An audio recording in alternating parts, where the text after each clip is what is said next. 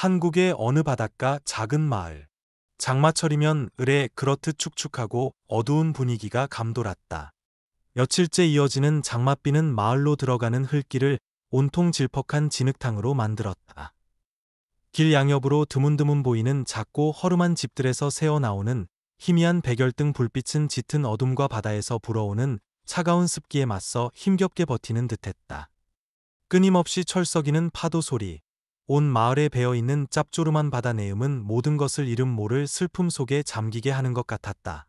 박순의 시 신살이 넘은 이 여성은 작고 여윈 체구였지만 두 어깨에는 삶의 무게가 고스란히 내려앉아 있었다. 소매가 해진 낡은 옷, 진흙 범벅이 된 맨발. 그녀는 질퍽한 길을 한 걸음 한 걸음 천천히 내디뎠다. 낡은 모자 아래 드러난 눈빛에는 고단함 속에서도 강인함이 서려 있었다. 마음속에는 늘 어린 두 자녀를 어떻게 키워 이 힘든 날들을 헤쳐나가야 할지에 대한 걱정이 가득했다. 아들 민준이는 10살, 종종 고집을 부리기도 했지만 마음 깊은 곳에서는 엄마와 여동생을 지키고 싶어 하는 아이였다. 딸 서연이는 7살, 수줍음 많고 감성적인 아이는 엄마 곁에 꼭 붙어 마치 보호가 필요한 여린 꽃 같았다. 희미한 불빛이 새어 나오는 작은 집에서 두 아이는 엄마가 돌아오기를 기다리고 있었다. 그날 밤이 그들의 삶을 바꿀 특별한 밤이 되리라는 것은 아무도 알지 못했다. 집으로 돌아가던 길, 순희 씨는 마을 어귀 야자수 아래 웅크리고 있는 앙상한 그림자를 보고 걸음을 멈췄다. 남루한 차림의 한 노인이 찢어진 비닐 우위를 걸치고 낡은 쌀입이 한 묶음을 꼭 껴안고 있었다. 차가운 비바람에 깡마른 몸이 사시나무 떨듯 떨고 있었다. 그 모습에 순희 씨는 잠시 망설였다. 이 노인은 누구일까? 도움이 필요한 걸까? 하지만 내가 모시고 가면 동네 사람들이 뭐라고 할까? 순간 세상을 떠나기 전 마지막 날들의 남편 모습이 떠올랐다. 남편도 저렇게 야위고 떨고 있었지. 순희 씨의 가슴이 먹먹해졌다. 더 이상 망설이지 않고 노인에게 다가갔다. 빗소리 사이로 따뜻한 목소리가 울렸다. 어르신, 어디서 오셨어요? 왜 여기서 혼자 이러고 계세요? 노인이 고개를 들었다. 흐릿한 눈빛, 떨리는 목소리였다. 빗자루를 팔러 나왔는데 비가 너무 많이 와서 어디로 가야 할지 모르겠구려. 노인은 떨리는 손으로 품 안에서 작고 낡은 나무 상자를 꺼냈다. 목소리는 가냘팠지만 단호했다. 이것만은 꼭 지켜야 하오. 내가 죽는 한이 있어도 잃어버리면 안 돼오. 순희 씨는 그의 말 한마디 한마디에서 절박함을 느꼈다. 작고 낡은 나무 상자가 노인에게는 아주 중요한 의미를 지닌 듯했다. 순희 씨는 잠시 가만히 서서 오래전 큰 홍수 후에 낯선 사람에게 도움을 받았던 날들을 떠올렸다. 그때 그들이 마음을 열어주지 않았다면 자신이 과연 이겨낼 수 있었을까? 저희 집이 근처예요. 저를 따라오세요. 따뜻한 밥 한 끼와 비 피할 곳이라도. 여기 계속 계시면 안 돼요. 순희 씨는 부드럽게 말하며 김민철 할아버지, 노인의 이름을 부축했다. 그녀의 행동은 이웃들의 눈을 피할 수 없었다. 몇몇 집의 문이 살짝 열리고 어둠 속에서 작은 속삭임들이 들려왔다. 하지만 순희 씨는 전혀 개의치 않았다. 어떤 소문이 돌든 그녀는 옳은 일을 하기로 결심했다. 집에 도착하자 민준이와 서연이가 놀란 눈으로 쳐다봤다. 민준이가 재빨리 다가와 의심 가득한 눈초리로 물었다. 엄마, 이 할아버지는 누구예요? 왜 할아버지를 데리고 왔어요? 순희 씨는 조용히 말했다. 김 할아버지시란다. 하룻밤 쉬실 곳이 필요하셔서 그래. 민준아, 어서 할아버지께 수건 좀 가져다 드려. 민준이의 시선은 김 할아버지 손에 들린 나무 상자에 꽂혔다. 아이는 엄마에게 작게 속삭였다. 엄마, 저 할아버지 주머니에 뭘 숨기고 있는 것 같아요. 그날 밤, 김 할아버지가 작은 방 구석에 깔린 요 위에서 잠들었을 때도 그의 손은 여전히 나무 상자를 꼭 쥐고 있었다. 순희 씨는 희미한 등불 아래 앉아 앙상한 노인의 모습을 물끄러미 바라보았다. 잠결에 김 할아버지가 중얼거렸다. 내가 그 친구에게 평생 빚을 졌어. 순희 씨는 깜짝 놀랐다. 이상한 기분이 마음을 사로잡았다. 누구를 말하는 거지? 왜 남편의 이름이 나무 상자 안 낡은 편지에 적힌 이름이 혹시? 순희 씨는 도저히 잠을 이룰 수 없었다. 작은 나무 상자는 마치 자석처럼 그녀의 모든 생각을 끌어당겼고 기억과 호기심의 미로 속으로 그녀를 이끌었다. 등불이 그녀의 슬픔 어린 얼굴을 비추고 있었다. 다른 방에서 민준이는 엄마가 일찍 자라고 했지만 여전히 잠들지 못하고 틈이 벌어진 문 너머를 불안한 눈으로 바라보고 있었다. 엄마, 저 상자 뭔가 이상해. 민준이가 서연이에게 속삭였지만 서연이는 고개를 저으며 얇은 이불 속으로 파고들었다. 오빠, 그러지 마. 엄마가 의심하지 말랬잖아. 순희 씨의 시선이 두 아이에게 머물렀다. 가슴이 무겁게 내려앉았다. 다음 날 아침, 서연이가 집안을 돌아다니는 소리에 김 할아버지가 잠에서 깼다. 창문 틈으로 새어 들어온 아침 햇살에 그는 살짝 미간을 찌푸렸다. 순희 씨는 부엌에서 분주하게 아궁이에 불을 지피고 있었다. 탁탁 타는 장작 소리가 부엌 안 공기를 따뜻하게 만들었다. 어르신, 좀 괜찮으세요? 순희 씨가 부드럽게 물었다. 김 할아버지는 고개를 끄덕이며 고마움을 표했다. 하지만 순희 씨가 간밤의 일과 잠꼬대에서 남편의 이름이 나온 것을 언급하자 김 할아버지는 순간 표정이 굳었다. 대기, 그 이야기를 묻는 게요? 그는 망설였다. 순희 씨는 조용히 고개를 끄덕였지만 재촉하지는 않았다. 이야기하겠소. 하지만 지금은 아니오. 아직 말할 수 없는 것들이 많구려. 그의 모호한 대답은 순희 씨를 더욱 혼란스럽게 만들었다. 호기심을 참지 못한 민준이가 다가와 물었다. 할아버지, 나무 상자 안에 뭐가 들었어요? 그 질문에 김 할아버지는 정신이 번쩍 든 듯 상자를 꼭 쥐었다. 눈빛에는 불안감이 서렸다. 이건 내가 가진 전부요. 내 과거의 일부지. 짧은 대답은 오히려 분위기를 더 무겁게 만들었다. 민준이는 더 묻고 싶었지만 엄마의 엄한 눈빛의 뒤로 물러섰다. 소박한 아침 식사 후 김 할아버지가 조심스럽게 말했다. 더 이상 폐를 끼치고 싶지 않소. 시장에 나가서 이 빗자루들을 다 팔아야 하오. 순희 씨는 단호하게 고개를 저었다. 며칠 더 푹 쉬세요. 제가 마을 사람에게 부탁해서 빗자루는 대신 팔아달라고 할게요. 그녀의 부드러운 거절에 김 할아버지는 짧게 한숨을 쉬었지만 더는 아무 말도 하지 않았다. 바로 그때 순희 씨의 오랜 친구인 최 아줌마가 갑자기 찾아왔다. 그런데 최 아줌마의 시선이 김 할아버지에게 닿자 그녀는 그 자리에 얼어붙었다. 아니, 당신이 왜 여기에? 최 아줌마의 목소리가 떨렸다. 김 할아버지 역시 놀란 표정이었다. 순희 씨는 의아하게 두 사람을 번갈아 보았다. 아주머니, 이분하세요? 하지만 최 아줌마는 대답 대신 서둘러 핑계를 대고 집을 나섰다. 그녀의 황급한 발걸음은 집안의 긴장감을 더욱 고조시켰다. 그날 밤 저녁 식사 후 김 할아버지는 갑자기 순희 씨 앞에 앉았다. 댁에게 해명해야 할 것 같구려. 그는 나무 상자에서 낡은 편지 한 통을 꺼냈다. 종이는 누렇게 바랬고 글씨는 희미했지만 순희 씨는 그 필체를 알아볼 수 있었다. 그것은 분명 남편의 글씨였다. 이건 그 친구가 내게 한 약속이오. 편지에는 오래전 큰 홍수가 마을 전체를 휩쓸었을 때의 이야기가 적혀 있었다. 당시 젊었던 순희 씨의 남편은 거센 물살 속에서 한 남자에게 목숨을 구했다. 그 남자가 바로 김 할아버지였다.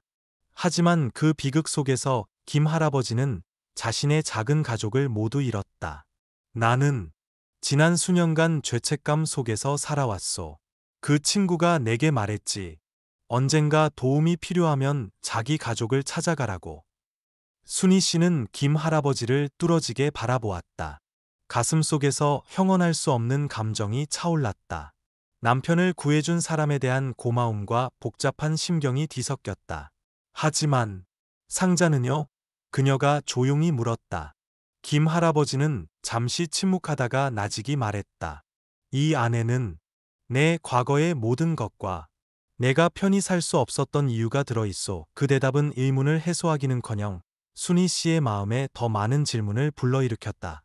이른 아침 희미한 빛이 문틈으로 새어들어와 작은 집을 비췄다. 순희 씨는 부엌 아궁이 옆에 조용히 앉아 있었다. 밤새 나무 상자를 품에 안고 있던 김 할아버지의 모습이 머릿속을 떠나지 않았다. 상자 안에는 뭐가 들어 있을까? 남편에 대한 할아버지의 말이 사실일까? 질문들이 끊임없이 맴돌았다. 다음 날 아침, 순희 씨가 우물가에 물을 기르러 갔을 때 근처에서 마을 여자 몇몇의 이야기 소리가 들려왔다. 이봐, 들었어? 순희 씨 집에엔 이상한 노인네가 들어왔다며?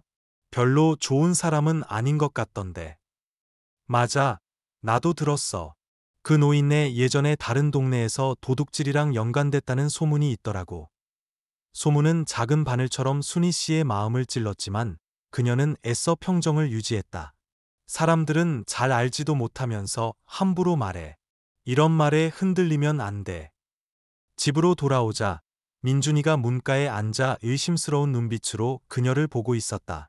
엄마, 왜 사람들이 저 할아버지를 나쁘게 말해요? 만약 할아버지가 진짜 위험한 사람이면 어떡해요? 순희 씨는 아들의 어깨에 조용히 손을 얹었다. 목소리는 엄했지만 다정했다. 민준아, 남들이 뭐라고 하는 건 중요하지 않아. 중요한 건 우리가 마음으로 직접 보고 판단하는 거야. 저 할아버지는 내 아빠를 도와주신 분이야. 소문만 듣고 함부로 판단해서는 안 돼. 하지만 그녀의 마음속에도 불안감은 점점 커져갔다. 그날 오후, 마을의 연장자인 최 아줌마가 순희 씨 집에 들어섰다. 그녀는 약초 주머니를 들고 왔지만 눈빛에는 걱정을 감추지 못했다.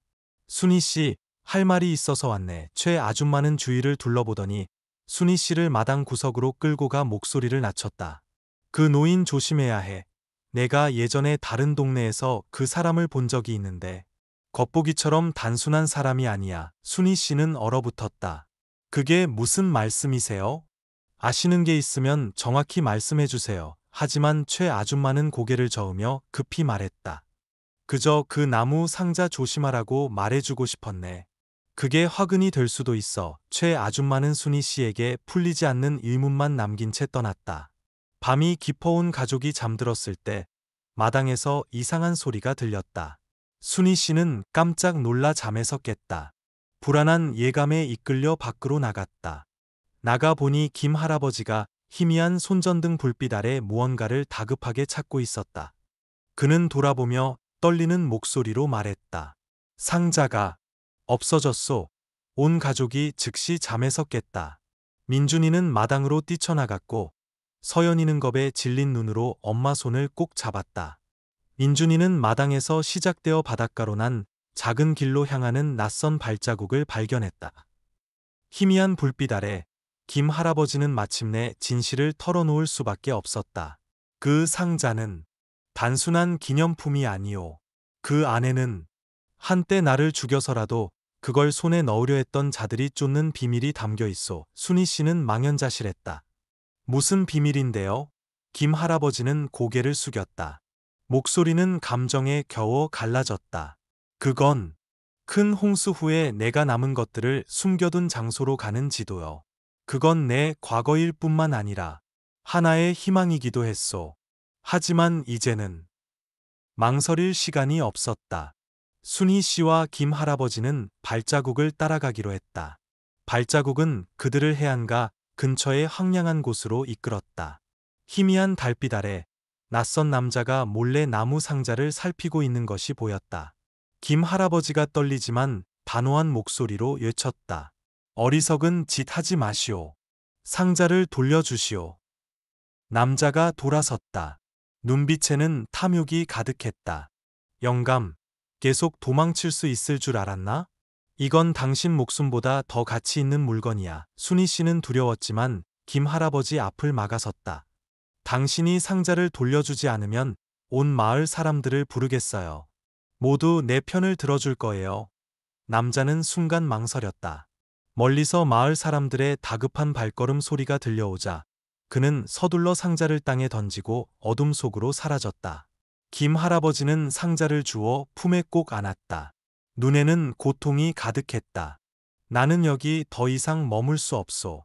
이 문제 때문에 대개 가족까지 위험해질 거요. 하지만 순희 씨가 그를 막아섰다. 지금 할아버지가 떠나시면 할아버지가 겪으신 모든 일들이 아무 의미 없어지잖아요. 집으로 돌아와 상자를 열었다. 안에는 누렇게 바랜 지도와 함께 서툰 글씨로 적힌 쪽지가 있었다. 모든 것이 시작된 곳을 찾아라. 낡은 지도가 탁자 위에 놓여 있었다.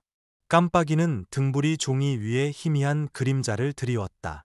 순희 씨는 옆에 앉아 눈을 가늘게 뜨고 희미한 글씨를 바라보았다. 모든 것이 시작된 곳을 찾아라. 여기가 어디죠, 할아버지? 그녀는 호기심과 신중함이 섞인 목소리로 물었다. 김 할아버지는 오랫동안 침묵했다. 그의 시선은 먼 곳을 향해 있었고 마치 기억 속으로 깊이 빠져든 듯했다. 그곳은 홍수 후에 내가 남은 모든 것을 숨겨둔 곳이요. 기념품, 서류들, 그리고 아무에게도 알리고 싶지 않았던 것들까지 말이오. 다음 날 아침, 작은 바닷가 마을은 파도 소리와 함께 일찍 깨어났다. 순희 씨는 집 앞에 서서 식량과 손전등이 든 가방을 들었다. 김 할아버지는 나무 상자와 지도를 조심스럽게 품 안에 넣었다. 정말 나와 함께 가려는 게요? 김 할아버지가 걱정스러운 표정으로 물었다. 순희 씨는 단호한 눈빛으로 고개를 끄덕였다. 할아버지는 제 남편을 구해주셨어요. 이제 제가 할아버지를 도울 차례예요. 이걸 끝까지 하지 않으시면 할아버지는 영원히 마음 편히 지내실 수 없을 거예요. 두 아이, 민준이와 서연이는 문 앞에서 애틋한 눈빛으로 엄마를 바라보았다. 엄마, 조심해서 다녀오세요. 서연이가 작은 목소리로 말했지만 걱정이 가득했다. 민준이는 엄마를 꼭 껴안았다. 엄마, 꼭 일찍 돌아오세요. 할아버지한테 무슨 일 생기면 바로 저한테 알려줘야 해요. 순희 씨는 미소를 지으며 아이들의 머리를 쓰다듬었다. 그리고 아이들을 돌봐주기로 한 채 아줌마에게 당부의 말을 남기고 길을 나섰다. 길은 작은 숲으로 이어졌다. 키 큰 나무들이 햇빛을 가리고 있었다. 발밑에서 나뭇잎이 바스락거리는 소리, 멀리서 들려오는 새소리가 신비로운 분위기를 자아냈다. 할아버지, 여기 와 보신 적 있으세요? 순희 씨가 주위를 둘러보며 물었다. 김 할아버지가 걸음을 멈추고 희미한 표식이 새겨진 큰 바위를 가리켰다. 여기는 내가 홍수에서 벗어났을 때 잠시 쉬었던 곳이요. 이 표식은 길을 잃지 않으려고 내가 직접 새긴 거요. 순희 씨는 몸을 숙여 자세히 살펴보았다. 세월에 희미해졌지만 단순한 표식은 여전히 남아 고통스러운 과거를 상기시켰다. 두 사람이 지도를 따라 더듬거리며 나아가고 있을 때 뒤쪽에서 낯선 남자가 나타났다. 그는 덩치가 크고 험악한 인상이었다. 목소리는 차가웠다. 김민철 영감, 드디어 찾았군. 지도를 내놓으면 둘 다 살려는 주지. 순희 씨는 깜짝 놀라 김 할아버지 앞을 막아섰다. 목소리는 단호했다. 당신은 누구죠? 왜 우리를 따라오는 거예요? 남자는 비웃으며 작은 칼을 꺼내 들었다. 당신은 알 필요 없어. 난 지도만 있으면 돼. 김 할아버지는 떨면서도 침착함을 유지하려 했었다. 내가 가진 건 당신이 가져갈 만한 게 아무것도 없소. 남자가 가까이 다가왔다. 희미한 빛 아래 칼날이 번뜩였다. 내 인내심을 시험하지 마시오. 긴장의 순간 순희 씨가 앞으로 나서며 외쳤다. 이 분을 해치려거든 나부터 상대해야 할 거요. 당장 가지 않으면 마을 사람들을 부르겠어요. 낯선 남자는 잠시 멈칫하며 망설이는 듯했다. 하지만 이내 비웃으며 말했다. 마을 사람들이 여기까지 올 리가 없지. 바로 그때 김 할아버지가 남자가 방심한 틈을 타 지팡이로 그를 세게 밀었다. 남자는 근처 개울가로 넘어졌다. 그는 투덜거리며 일어나더니 분노에 찬 눈빛으로 두 사람을 노려본 후 숲속으로 사라졌다. 고맙소. 댁이 아니었다면 어찌 되었을지. 김 할아버지가 떨리는 목소리로 말했다. 사건 이후 두 사람은 계속해서 길을 갔다. 작은 언덕 근처에 이르자 김 할아버지가 멈춰서서 익숙한 듯 주위를 둘러보았다. 여기요. 이 언덕만 넘으면 목적지에 도착할 거요. 하지만 순희 씨가 지도를 다시 확인하기 위해 나무 상자를 열었을 때 안에 끼워져 있던 작은 쪽지를 발견했다. 이건 어디서 나왔지? 그녀가 놀라서 물었다. 쪽지에는 서툰 글씨로 이렇게 적혀 있었다. 추격자들을 조심하라. 순희 씨와 김 할아버지는 언덕 꼭대기를 올려다보았다. 나무 그림자 사이로 누군가가 조용히 서서 그들을 지켜보고 있는 형체가 어렴풋이 보였다. 분위기가 싸늘해졌다. 두 사람은 모든 것이 이제 막 시작되었음을 깨달았다. 순희 씨와 김 할아버지는 언덕 꼭대기의 의문의 인물을 향해 긴장된 시선을 고정한 채 조용히 서 있었다. 나무 상자 속 쪽지의 경고, 추격자들을 조심하라는 말이 머릿속에서 맴돌았다. 포기하지 않기로 결심한 두 사람은 계속해서 언덕을 올랐다. 나뭇잎 사이로 바람이 세차게 불어왔고 속삭이는 듯한 소리는 불길한 예감을 더했다. 할아버지, 불안하시면 우리 돌아갈 수도 있어요. 순희 씨가 속삭였지만 그녀의 목소리에도 걱정이 배어 있었다. 아니요. 여기까지 왔으니 내가 찾아야 할 것을 찾아야 하오. 김 할아버지는 떨리는 손으로 지도를 꼭 쥐고 대답했다. 길을 가는 동안 희미한 발자국들이 낯선 이의 존재를 암시하듯 그들을 이끌었다. 두 사람이 언덕 꼭대기에 거의 다다랐을 때 낯선 이가 갑자기 나타났다. 날카로운 눈빛의 젊은 남자였다. 위협적인 기운이 감돌았다. 김민철 영감, 드디어 찾았군. 그가 낮은 목소리로 으르렁거리며 다가왔다.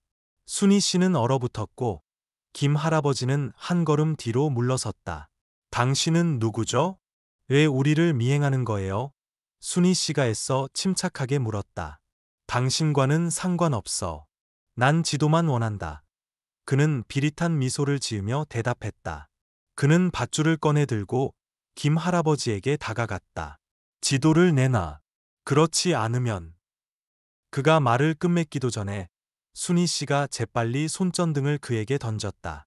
번쩍이는 불빛에 그는 움찔하며 뒤로 물러섰다. 내가 감히, 그가 소리쳤지만 반격할 틈도 없이 언덕 반대편에서 목소리가 울려 퍼졌다. 당장 멈춰. 중년의 남자가 나타났다. 단호한 표정의 손에는 단단한 대나무 지팡이를 들고 있었다. 자네가 계속 소란을 피우면 경찰에 신고하겠네. 이병호 씨, 중년 남자의 이름, 가 위험 있는 목소리로 말했다. 낯선 젊은이는 화가 난 듯했지만 감히 맞서지 못했다. 떠나기 전 그는 김 할아버지와 순희 씨를 돌아보며 말했다. 그걸 영원히 지킬 수 있을 거라 생각하지 마시오. 나는 다시 돌아올 거요. 낯선 이의 모습이 어둠 속으로 사라지자 이병호 씨가 순희 씨와 김 할아버지에게 다가왔다. 그의 눈빛은 한결 부드러워졌다. 두 분 괜찮으십니까? 세 사람이 앉아 잠시 숨을 고르던 중 이병호 씨가 김 할아버지를 유심히 보더니 무언가를 깨달았다. 혹시 저를 기억하십니까? 저는 병호라고 합니다. 예전에 어르신 형님과 함께 일했었습니다. 그가 감정이 북받치는 목소리로 말했다. 병호, 형님이 자네에게 그 물건들을 맡기셨다는 건가? 김 할아버지는 망연자실했다. 이병호 씨는 고개를 끄덕이며 설명했다. 김 할아버지의 형님이 돌아가시기 전에 중요한 기념품이 든 괴짝을 그에게 맡겼다는 것이다. 저는 그 괴짝을 언덕 꼭대기 큰 바위 밑에 숨겨두었습니다. 하지만 지금도 그 자리에 있을지는 모르겠습니다. 이병호 씨가 덧붙였다. 이병호 씨의 안내에 따라 세 사람은 계속해서 언덕 꼭대기로 향했다. 순희 씨는 조심스럽게 손전등을 들고 어두운 밤길을 비췄다. 조심해야 합니다. 그자들이 분명 다시 돌아올 겁니다. 이병호 씨가 대나무 지팡이를 꽉 쥐며 말했다. 마침내 그들은 큰 바위들이 많은 곳에 도착했다. 김 할아버지가 익숙한 바위 하나를 알아보고 떨리는 목소리로 말했다. 바로 저것이오. 힘을 합쳐 바위를 밀어내자 밑에서 낡은 나무 괴짝이 드러났다. 김 할아버지는 조심스럽게 나무 상자에서 작은 열쇠를 꺼내 괴짝을 열었다. 괴짝이 열리자 안에는 낡은 서류 몇 장, 가족 사진 한 장, 그리고 작은 비단 주머니가 들어 있었다.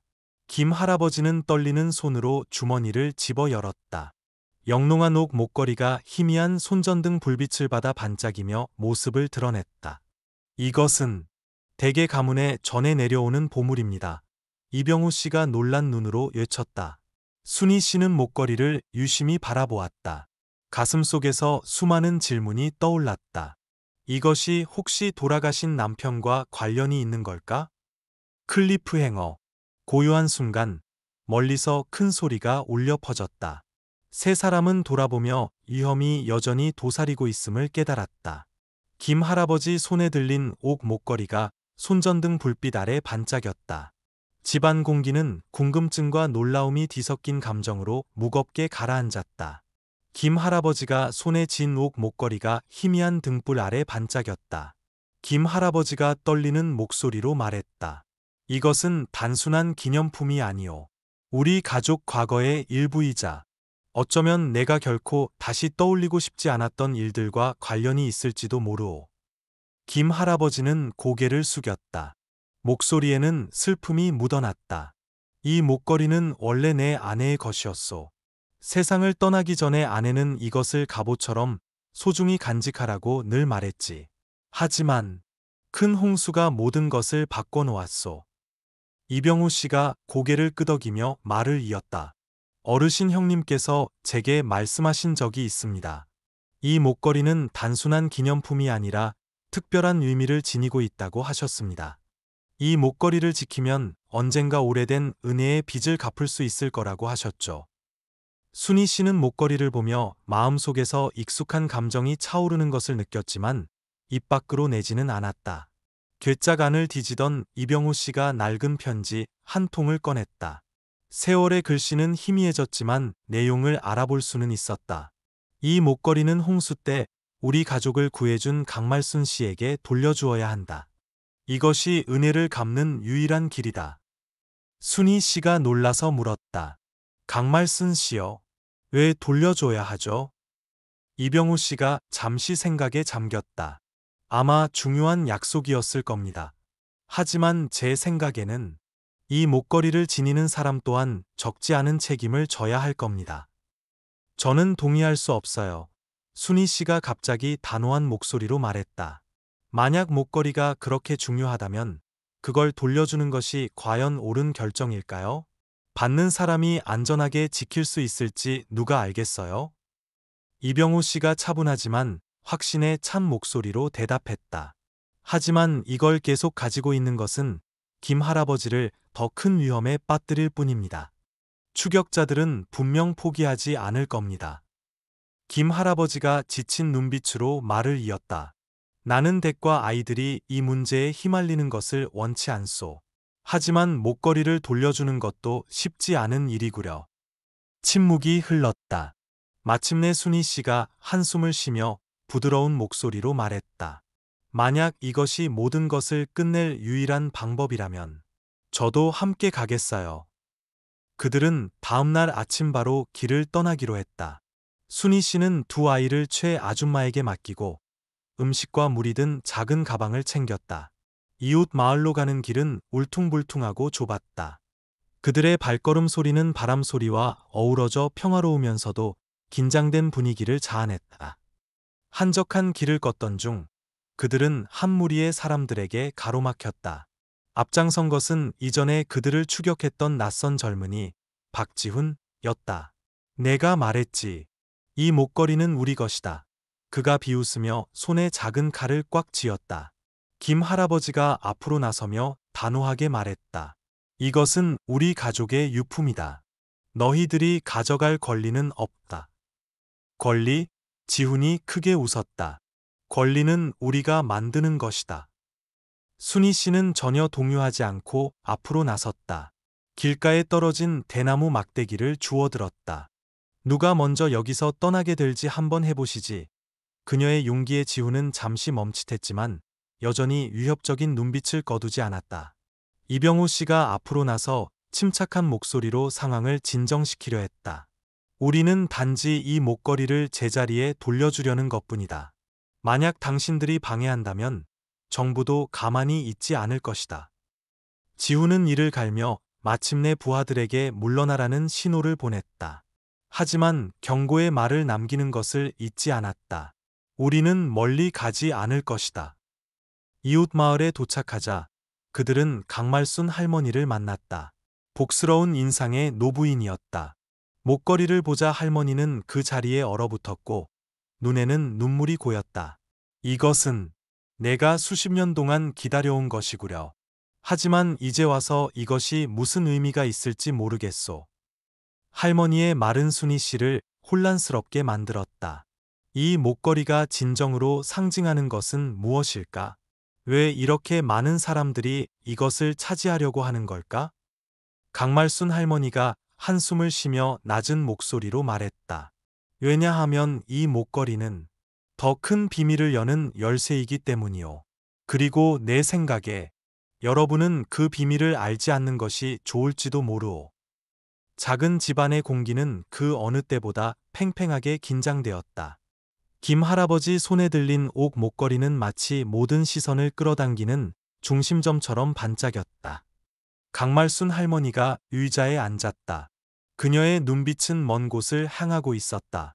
이 목걸이는 단순한 가족 기념품이 아니오. 한때는 반목과 은혜의 상징이었지. 그녀는 오래전 이야기를 시작했다. 그 시절 우리 집은 꽤 부유했지만 김 할아버지 아버님께 큰 은혜의 빚을 지고 있었소. 큰 홍수가 났을 때 우리 아버지는 가문의 명예를 포함한 모든 것을 걸고 그분 댁 가족을 구해주셨지. 이 목걸이는 그 변고 후에 유일하게 남은 물건이었소. 할머니의 목소리가 잠기고 손이 떨렸다. 하지만 바로 이 목걸이가 아무도 예상하지 못했던 문제들을 불러왔소. 조용히 듣고 있던 김 할아버지가 갑자기 고개를 들었다. 그의 눈은 붉게 충혈되어 있었고 목소리는 떨렸다. 그날 홍수는 우리 어머니를 휩쓸어 갔소. 형님은 나를 구하려고 애썼지만 너무 심하게 다쳐서 다시는 완전히 회복하지 못했지. 그는 감정을 억누르려는 듯 잠시 말을 멈췄다. 형님은 늘 이 목걸이가 우리 가족의 명예를 되찾아 줄 것이라고 말씀하셨소. 하지만 왜 그렇게 많은 부담을 안고 있는 물건을 지키려고 하셨는지 나는 이해할 수 없었소. 그의 말은 순이 씨의 마음을 움직였다. 눈앞에 노쇠한 남자를 보며 그가 수십 년간 짊어져온 고통과 부담을 느낄 수 있었다. 이야기가 펼쳐지고 있을 때 문 두드리는 소리가 울렸다. 집안은 숨소리조차 들리지 않을 정도로 조용해졌다. 문 앞에는 한 남자가 서 있었다. 세련된 옷차림이었지만 눈빛은 날카로웠다. 그는 자신을 조동혁이라고 소개했다. 우리 가족은 수년 동안 이 목걸이를 찾아왔습니다. 집 안으로 들어선 조동혁 씨는 김 할아버지 손에 들린 목걸이를 뚫어지게 보더니 비웃었다. 이것은 단순한 기념품이 아닙니다. 깨진 약속의 증거죠. 저는 우리 가족에게 속한 것을 되찾으러 왔습니다. 순희 씨는 낯선 이의 등장에 놀랐지만 침착함을 유지했다. 조동혁 씨, 만약 댁의 가족이 이 목걸이를 되찾고 싶다면 명확하게 설명해 주십시오. 위협적인 방식을 사용하지 마시고요. 조동혁 씨는 미소를 지었지만 눈빛에는 도전적인 기색이 가득했다. 여러분은 이해하지 못합니다. 이 목걸이는 물질적인 가치 이상의 것을 지니고 있습니다. 큰 비밀을 여는 열쇠이며 그 비밀은 여러분 같은 외부인들을 위한 것이 아닙니다. 김 할아버지가 손안의 목걸이를 꽉 쥐었다. 표정에는 갈등이 가득했다. 순희 씨가 그를 보며 부드럽게 물었다. 할아버지, 혹시 저희가 모르는 뭔가를 알고 계신 거 아닌가요? 김 할아버지는 고개를 숙인 채 대답하지 않았다. 긴장된 분위기를 감지한 강말순 할머니는 괴짝 안에 있던 낡은 편지를 떠올렸다. 그녀는 편지를 꺼내 모두 앞에서 큰 소리로 읽었다. 이 목걸이는 단순한 기념품이 아니다. 그것은 저주를 품고 있다. 오직 선행이 보답받을 때만이 모든 은원이 해소될 것이다. 편지의 내용은 방안을 침묵에 빠뜨렸다. 순희 씨는 조동혁 씨를 보며 말했다. 만약 그렇다면 이 목걸이는 우리 중 누구에게도 속하지 않습니다. 그것은 더 큰 책임에 속하는 것입니다. 잠시 생각에 잠겨있던 김 할아버지가 입을 열었다. 그의 목소리는 떨렸지만 단호했다. 나는 더 이상 도망칠 수 없소. 만약 이 목걸이가 평화를 가져다 줄 수 있다면 나는 기꺼이 그것을 자격 있는 사람에게 돌려주겠소. 순희 씨가 그의 손을 잡았다. 눈빛은 단호했다. 할아버지가 그렇게 결정하셨다면 제가 돕겠습니다. 우리는 너무 늦기 전에 진실을 찾아야 합니다. 강말순 할머니가 고개를 끄덕이며 덧붙였다. 더 자세히 알고 싶다면 옆 마을의 윤 노인을 찾아가 보시오. 그분만이 모든 이야기를 아시는 유일한 분이오. 일행이 다음날 아침 출발을 준비할 때 사건이 발생했다. 집문 앞에서 작은 쪽지가 발견되었다. 서툰 글씨로 이렇게 적혀 있었다. 너무 멀리 가지 마라. 우리는 항상 여기 있다. 차가운 글씨는 일행 모두를 소름 돋게 했다. 그들은 자신들의 모든 행동이 감시당하고 있음을 깨달았다. 김 할아버지는 걱정스러운 눈빛으로 목걸이를 바라보았다. 순희 씨가 그의 어깨에 손을 얹고 부드럽게 말했다. 우리가 함께 이겨낼 거예요. 윤 노인의 집으로 가는 좁은 길은 황금비두로 익어가는 논 사이로 길게 뻗어 있었다. 아침 햇살에 맺힌 이슬방울들이 작은 보석처럼 반짝였다. 평화로운 풍경에도 불구하고 일행 중 누구도 마음속에서 들끓는 불안감을 떨쳐낼 수 없었다. 김 할아버지는 옥 목걸이를 손에 꼭 쥐고 있었다. 그의 눈에는 피로와 결의가 뒤섞여 있었다.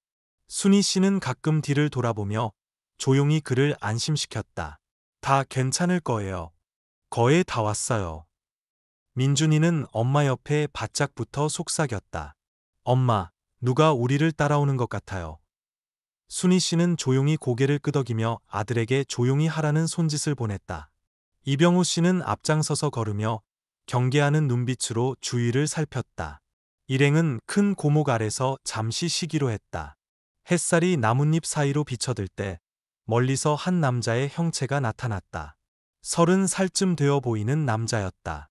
깡마른 체구에 낡은 셔츠를 입고 있었다. 안녕하세요. 그가 부드럽지만 어딘가 낯선 목소리로 말했다. 저는 서진우라고 합니다. 윤노인 댁 마을로 가는 길인데 이 길이 종종 강도가 출몰한다고 들어서요. 혹시 같이 가도 될까요? 김 할아버지는 살짝 미간을 찌푸렸지만 대답하지 않았다. 순희 씨가 사교적인 미소를 지으며 말했다. 길이 같다면 같이 가도 좋죠. 민준이가 엄마 손을 끌며 속삭였다. 엄마, 난 저 아저씨 싫어요. 뭔가 무섭게 생겼어요. 순희 씨는 아들의 손을 꼭 잡고 안심시켰다. 그냥 지나가는 사람일 뿐이야. 이상하게 생각하지 마. 윤 노인의 낡은 목조 가옥은 숲속에 깊숙이 자리 잡고 있었고 무성한 나무들에 둘러싸여 있었다. 지붕은 푸른 이끼로 덮여 있었고 나무 문은 누군가 두드리기를 기다리는 듯 살짝 열려 있었다. 윤 노인이 문을 열었다. 마른 체구였지만 눈빛은 날카로웠다. 그는 김 할아버지를 한참 보더니 조용히 고개를 끄덕였다. 오래 기다렸네. 일행은 안으로 들어섰다. 습하고 고요한 공기가 감돌았다. 윤 노인은 모두에게 앉으라고 권하며 김 할아버지가 들고 있는 옥 목걸이에 시선을 고정했다. 이 목걸이는 이 지역 두 큰 가문 사이의 약속의 상징이었지. 하지만 그 약속은 깨졌고 비극은 거기서 시작되었네. 그는 무거운 목소리로 이야기를 시작했다. 가난한 사람들을 돕겠다는 약속이 지켜지지 않자 목걸이는 저주받은 물건이 되었네. 이것을 소유하는 자는 모두 그 잘못을 속죄할 책임을 져야 하네. 그렇지 않으면 비극은 영원히 계속될 것이야. 윤 노인의 말을 듣던 김 할아버지는 목이 메어 그날의 일을 다시 이야기했다. 우리 가족은 홍수 후에 모든 것을 잃었소. 형님은 가족을 구하기 위해 모든 것을 희생했지만 결국 목숨을 잃었지. 돌아가시기 전에 형님은 이 목걸이가 명예를 되찾을 열쇠라고 하셨소. 하지만 어떻게 해야 할지 몰랐소. 기억은 김 할아버지의 눈물을 자아냈다. 그의 떨리는 손이 목걸이를 잡았다. 순희 씨가 그의 어깨에 손을 얹고 말했다. 우리가 여기까지 왔잖아요. 만약 목걸이가 그렇게 큰 책임을 지니고 있다면 함께 해결 방법을 찾을 거예요.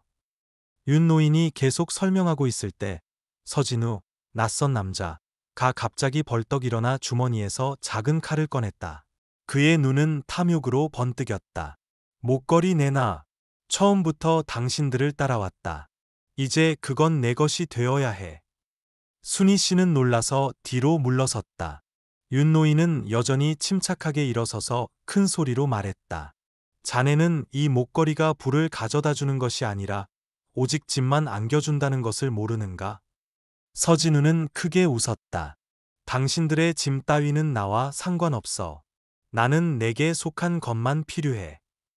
상황이 극도로 긴장된 순간 순희 씨가 재빨리 근처의 나무 의자를 집어 서진우에게 세게 던졌다. 갑작스러운 행동에 그는 균형을 잃고 칼을 떨어뜨렸다. 김 할아버지와 윤 노인이 빠르게 달려들어 서진우를 제압하고 단단히 묶었다. 민준이가 달려와 엄마를 꼭 껴안고 떨리는 목소리로 물었다. 엄마, 괜찮아요? 순희 씨는 아들의 머리를 쓰다듬으며 안심시키는 미소를 지었다. 엄마 괜찮아. 서진우의 옷주머니를 확인하던 순희 씨는 서툰 글씨로 쓰인 편지를 발견했다. 편지에는 이목자라는 이름이 언급되어 있었다. 윤 노인이 훑어보고 말했다. 이목자 할머니는 목걸이에 대한 모든 진실을 아는 유일한 분이네. 모든 것을 해결하고 싶다면 그분을 만나야 하네. 일행이 낡은 집을 떠나려 할 때 그들은 서진우를 묶었던 밧줄이 잘려있고 그가 사라진 것을 발견했다. 김 할아버지의 걱정스러운 시선이 깊은 숲길을 향했다. 그는 포기하지 않을 것이오. 모든 것이 더 나빠지기 전에 서둘러 이목자 할머니를 찾아야 하오. 이목자 할머니 댁으로 가는 길은 점점 더 황량해졌다. 길가의 무성한 덤불은 마치 모든 길을 삼켜버릴 듯했다. 갈대밭 사이로 바람이 불며 과거의 속삭임처럼 모호한 소리를 만들어냈다. 우리 거의 다 왔어요. 서연이가 순희 씨의 손을 살짝 끌며 떨리는 목소리로 물었다. 거의 다 왔어. 걱정 마. 순희 씨는 딸의 머리를 부드럽게 쓰다듬었지만 여전히 주위의 동정을 살피는 것을 멈추지 않았다. 민준이는 옆에 바짝붙어 길에서 주운 작은 막대기를 꽉 쥐고 있었다. 그는 엄마를 보며 이상하리만치 단호한 눈빛으로 말했다. 엄마, 무슨 일 생기면 제가 모두 지킬게요. 순희 씨는 부드럽게 미소 지었지만 아들의 때 잃은 성숙함에 마음 한구석이 아팠다. 이목자 할머니의 집이 눈앞에 나타났다. 이끼 낀 초가지붕의 작고 소박한 집이었다. 집 주위에는 낡은 대나무 울타리가 둘러져 있었고 비뚤어진 대나무들은 혹독한 세월을 반영하는 듯했다. 황운역의 이목자 할머니가 문지방에 나타났다. 마른 몸, 날카로운 눈빛은 경계심으로 가득 차 그들을 향하고 있었다. 당신들은 누구요? 여긴 어쩐 일이요? 그녀가 메마른 목소리로 물었다. 김 할아버지가 앞으로 나서 마당의 작은 탁자 위에 옥 목걸이를 놓으며 조용히 말했다. 저는 김민철이라고 합니다. 혹시 이목자 할머니 되십니까? 이 목걸이에 대한 진실을 알고 싶습니다. 할머니께서 도와주실 수 있을 것 같습니다. 이목자 할머니의 눈빛이 변했다. 그녀는 천천히 다가와 떨리는 손으로 목걸이를 집어들었다. 그녀는 속삭였다. 결국 목걸이가 돌아왔구려.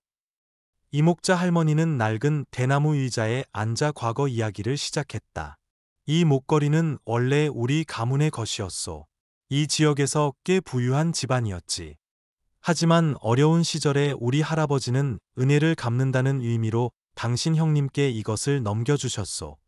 그분들이 역사적인 홍수 때 우리 막내딸의 목숨을 구해줬기 때문이오.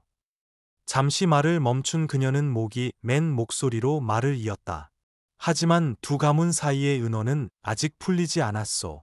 오해와 탐욕, 이기심이 이 목걸이를 분쟁과 불화의 상징으로 만들었지. 김 할아버지는 멍하니 서 있었다. 형님의 기억이 밀려왔다.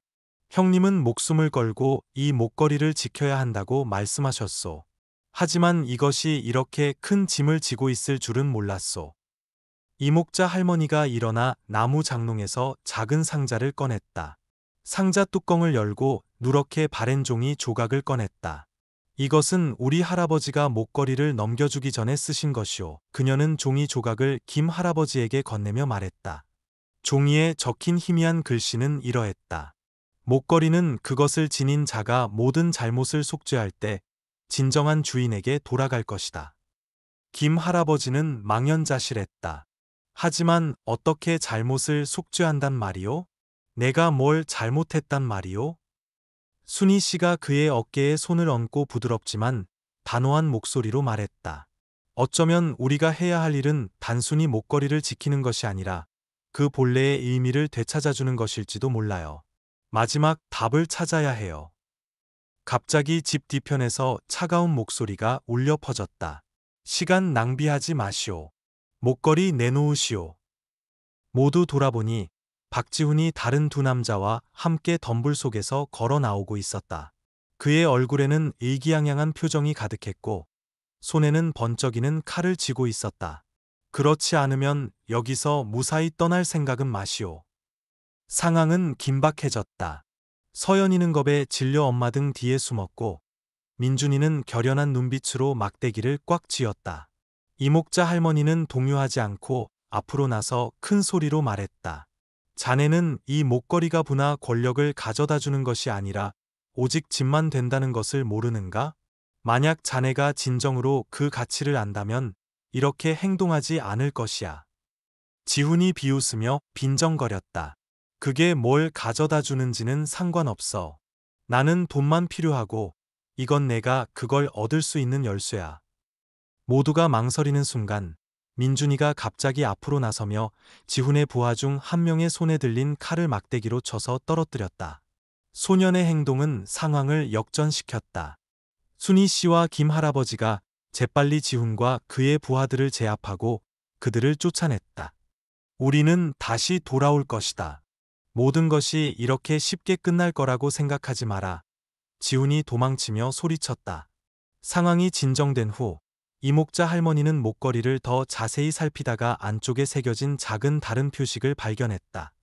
이 표식은 뭔가 의미가 있는 것 같은데 예전에는 미쳐보지 못했구려. 그녀는 김 할아버지를 보며 말했다. 이 표식은 김씨 가문에 속한 물건에만 나타나는 것이오. 어쩌면 이것이 우리가 모든 것을 해결할 단서일지도 모르오. 긴장된 분위기 속에서 김 할아버지는 걱정 가득한 눈으로 목걸이를 꼭 쥐었다.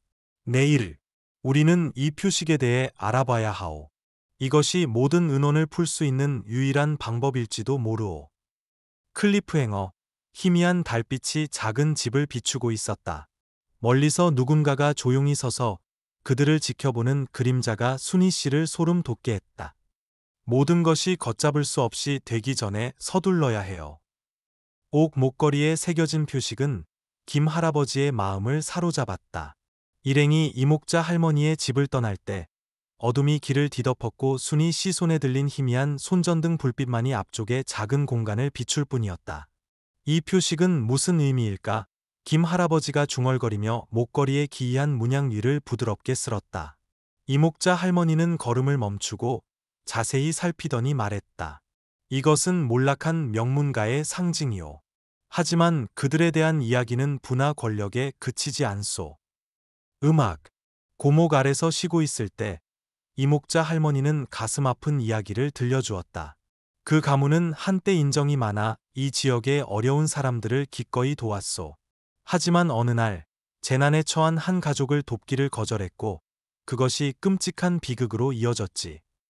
순희 씨는 걱정스러운 눈빛으로 귀 기울였다. 이 목걸이가 인류애를 상기시키는 것인가요? 이목자 할머니가 낮은 목소리로 고개를 끄덕였다. 그렇소. 목걸이는 그 교훈의 상징이오. 하지만 탐욕과 증오의 중심이기도 하오.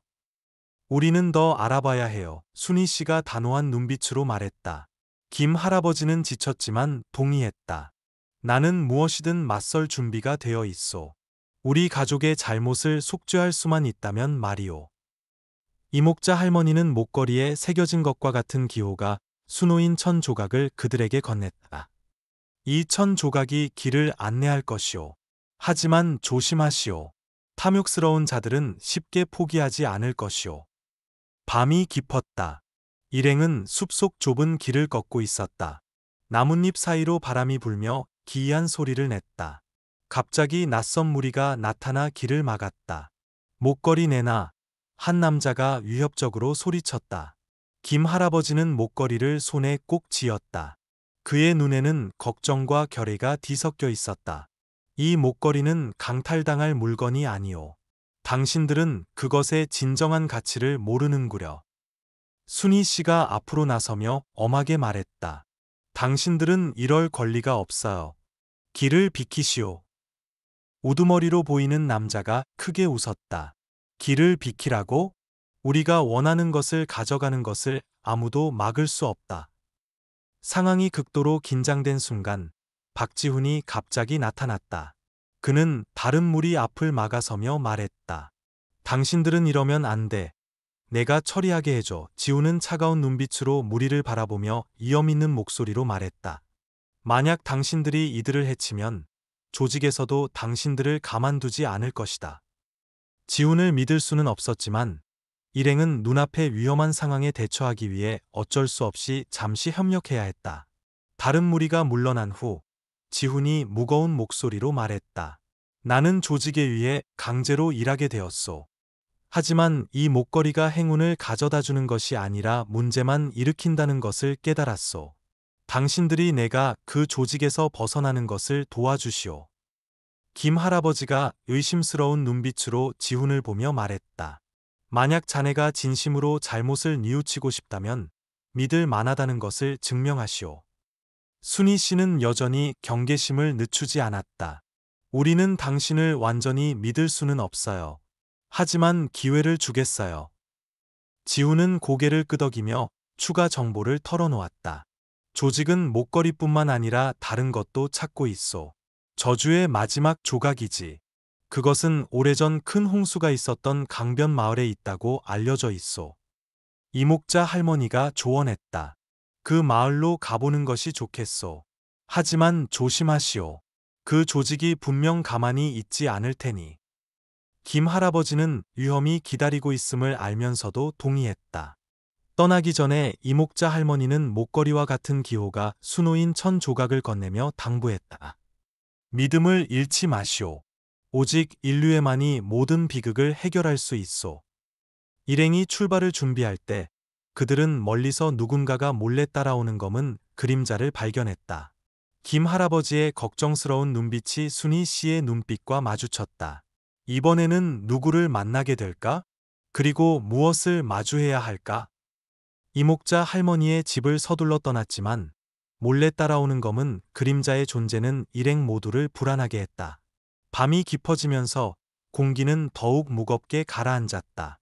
외로운 달빛만이 말없는 동반자처럼 길을 비췄다.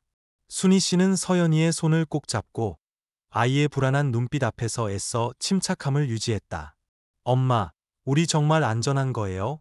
서연이가 작은 목소리로 물었다. 순희 씨는 고개를 끄덕이며 단호하게 말했다. 우리가 함께 있는 한 모든 것이 괜찮을 거야. 강변 마을로 가는 길은 넓은 들판과 울창한 숲을 지나 구불구불 이어졌다. 차가운 바람이 축축한 흙냄새와 썩은 잎사귀 냄새를 실어 날랐다. 김 할아버지는 앞장서 걷다가 종종 뒤를 돌아 순희 씨와 아이들을 확인했다. 그의 손에 들린 목걸이가 희미한 달빛 아래 반짝이는 것이 마치 그것이 지닌 무게를 상기시키려는 듯했다. 더 조심해야 하오. 김 할아버지가 걱정스럽게 말했다. 민준이는 어렸지만 손에 진 막대기를 놓지 않고 작은 경호원처럼 엄마 옆에 바짝 붙어 걸었다. 제가 모두 지킬게요. 엄마, 걱정 마세요. 아이의 단호한 말에 순희 씨는 감동하면서도 걱정이 되었다. 일행이 큰 나무 아래서 잠시 쉬고 있을 때 어둠 속에서 한 남자가 나타났다. 그는 자신을 한상진이라고 소개했다. 강변 마을에 살았지만 끔찍했던 홍수 이후 떠났다고 했다. 그 마을엔 이제 아무도 살지 않소. 상진 씨는 깊은 슬픔에 잠긴 눈으로 말했다. 살아남은 사람들은 모두 떠났지. 하지만 내가 결코 잊지 못하는 것이 하나 있소. 낡은 나무다리 말이오. 나무다리 이야기를 듣자 김 할아버지는 멈칫했다. 그 다리 밑에 아버지가 아무도 감히 건드리지 못하는 비밀이 있다고 말씀하시는 것을 들은 적이 있소. 상진 씨가 말을 이었다. 상진 씨의 말은 일행에게 한 줄기 빛과 같았지만 동시에 분위기를 더욱 긴장시켰다. 마을은 마치 잊혀진 유령 도시처럼 눈앞에 나타났다. 강둑 옆에는 비뚤어진 초가집들이 위태롭게 서 있었고 길은 잡초로 뒤덮여 있었다. 여기 너무 무서워. 서연이가 떨며 엄마 손을 꼭 잡았다. 강물이 졸졸 흐르는 소리는 마치 과거로부터 들려오는 조용한 통곡 같았다. 김 할아버지는 나무다리 옆에 멈춰서서 썩은 나무 조각들을 유심히 살펴보았다. 다리 밑에서 그는 진흙 속에 묻힌 작은 비석을 발견했다. 비석에 새겨진 글씨는 희미했지만 읽을 수 있었다. 오직 선행만이 어둠을 물리칠 수 있다. 그 문구의 일행은 모두 침묵했다. 각자 다른 생각에 잠겼다. 순희 씨와 민준이의 도움을 받아 김 할아버지는 다리 밑을 파기 시작했다. 얼마 지나지 않아 그들은 자물쇠로 잠긴 낡은 나무 상자를 발견했다. 상자 안에는 누렇게 변한 편지와 작은 열쇠가 들어 있었다. 김 할아버지는 떨리는 손으로 편지를 펴서 한 줄 한 줄 읽어 내려갔다. 그의 눈에서는 눈물이 멈추지 않았다. 과거를 바꿀 수는 없지만 누군가가 내가 다하지 못한 약속을 이뤄주기를 희망한다. 일행이 아직 혼란스러워하고 있을 때 멀리서 큰 소리가 울려 퍼졌다. 박지훈이 갑자기 낯선 무리에게 붙잡혔다. 분명 목걸이를 추적하는 조직의 일원들이었다. 그들이 처음부터 우리를 따라왔던 거야. 순희 씨가 숨을 헐떡이며 서연이를 품에 꼭 안았다. 지훈은 절망적인 눈빛으로 소리쳤다. 나 걱정하지 마시오. 진실을 찾고 목걸이를 안전하게 지키시오. 하지만 다른 무리가 김 할아버지를 잡기 전에 순희 씨는 모두를 이끌고 마을 깊숙이 도망쳤다. 지훈이 안전하기를 바라는 희미한 희망만을 남긴 채 그들은 마을 끝 작은 집에 도착했다. 열쇠가 그 집에 거신 듯했다. 집은 버려졌지만 모든 문은 잠겨 있었다. 모든 것이 시작된 곳이 여기요. 김 할아버지가 손안의 목걸이를 내려다보며 한숨을 쉬었다. 김 할아버지가 문 자물쇠에 열쇠를 넣었을 때 등 뒤에서 차가운 목소리가 울려 퍼졌다. 여기서 빠져나갈 수 있을 거라고 생각했나? 김 할아버지가 문을 열기 위해 열쇠에 손을 얹고 돌리려는 순간 등 뒤에서 들려온 차가운 목소리에 모두가 깜짝 놀랐다. 한 남자가 들어섰다. 날카로운 얼굴과 위압적인 풍모. 그는 목걸이를 추적하는 조직의 고위 간부인 강태민이었다. 당신들이 도망칠 수 있을 거라고 생각했나? 태민이 낮은 목소리로 말했지만 위협이 가득했다. 민준이가 즉시 엄마 앞을 막아서며 작은 나무 토막을 꽉 쥐었다. 태민은 천천히 그들에게 다가갔다. 그의 시선은 김 할아버지 손에 들린 목걸이에서 떠나지 않았다. 목걸이와 열쇠를 내놔. 당신들이 보고 싶지 않은 일을 내가 하게 만들지 마시오. 태민이 계속 말했다.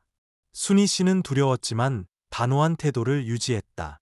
당신이 자기 것이 아닌 물건을 가져갈 권리가 있다고 생각하나요? 이 목걸이는 거래하거나 팔 물건이 아니에요. 태민은 비웃었다. 당신들은 그것의 진정한 가치를 모르는군. 이건 단순한 기념품이 아니라 우리가 목표를 달성하는 데 필요한 것이야. 태민이 부하들에게 달려들라고 명령하자 김 할아버지는 재빨리 목걸이와 열쇠를 들고 순희 씨에게 아이들을 데리고 뒷문으로 도망치라고 손짓했다. 집안의 나무 계단이 그들의 발밑에서 삐걱거렸다. 일행이 서둘러 내려가던 중 서연이가 갑자기 발을 헛디뎠다. 김 할아버지가 재빨리 달려가 아이가 넘어지기 전에 가까스로 붙잡았다. 태민과 부하들이 바짝 뒤쫓아왔지만 갑자기 돌아와 도와준 박지훈의 민첩함 덕분에 일행은 간신히 뒷문으로 빠져나갈 수 있었다. 더 안전한 곳에 도착하자 김 할아버지는 비밀의 열쇠로 문을 열기로 결심했다.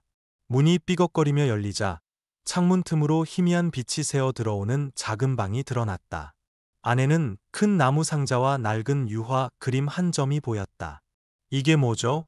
순희 씨가 놀라서 그림에 다가갔다.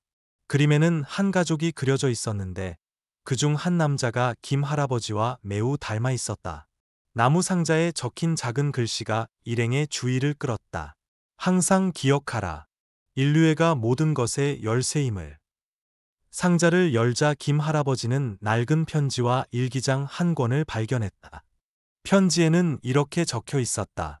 이 목걸이는 후세에게 선행은 결코 사라지지 않음을 상기시키기 위해 만들어졌다. 김민철, 만약 당신이 이 편지를 읽는다면 당신이 이 교훈을 전수하도록 선택된 사람임을 알라. 김 할아버지는 멍하니 서 있었다. 희미한 기억들이 밀려왔다. 어린 시절 부모님이 중요한 목걸이에 대해 언급했던 것을 떠올렸다. 이것이 우리 가족이 남긴 책임인가? 그는 중얼거렸다. 일기장에서는 목걸이를 추적하는 조직에 대한 충격적인 정보가 발견되었다. 조직은 목걸이를 소유하는 것뿐만 아니라 그 뒤에 숨겨진 인류의 이야기에 관련된 모든 흔적을 지우고 싶어 했다. 그들은 선행의 가치를 믿지 않는군요. 순희 씨가 감정이 북받치는 목소리로 말했다. 그녀는 말을 이었다. 우리는 그들이 목걸이의 의미를 파괴하도록 내버려 둘 수 없어요. 이것은 단순한 기념품이 아니라 희망과 인류애의 상징이에요. 민준이가 엄마와 김 할아버지를 보며 강인한 눈빛으로 말했다. 우리가 목걸이를 지켜야 해요. 인류애가 없다면 이 세상은 어떻게 될까요? 서연이도 어렸지만 김 할아버지를 꼭 껴안았다. 할아버지, 목걸이 잃어버리면 안 돼요. 김 할아버지는 두 아이를 보며 눈빛이 부드러워졌다. 그는 이 책임을 외면할 수 없다는 것을 알았다. 일행이 마을을 떠나려 할 때 문 밑으로 끼워진 쪽지를 통해 익명의 메시지가 갑자기 나타났다. 당신들은 영원히 숨을 수 없다. 다음 문은 당신들이 예상하지 못한 진실을 열 것이다. 김 할아버지는 순희 씨를 보았다. 두 사람의 눈에는 불안감이 역력했다. 박지훈이 남겨둔 휴대폰에 나타난 익명의 메시지는 일행 모두를 숨막히는 분위기로 몰아넣었다. 위협적인 굵은 글씨가 메아리치는 듯했다. 다음 문은 당신들이 예상하지 못한 진실을 열 것이다. 김 할아버지는 목걸이 옆에 조용히 앉아 있었다.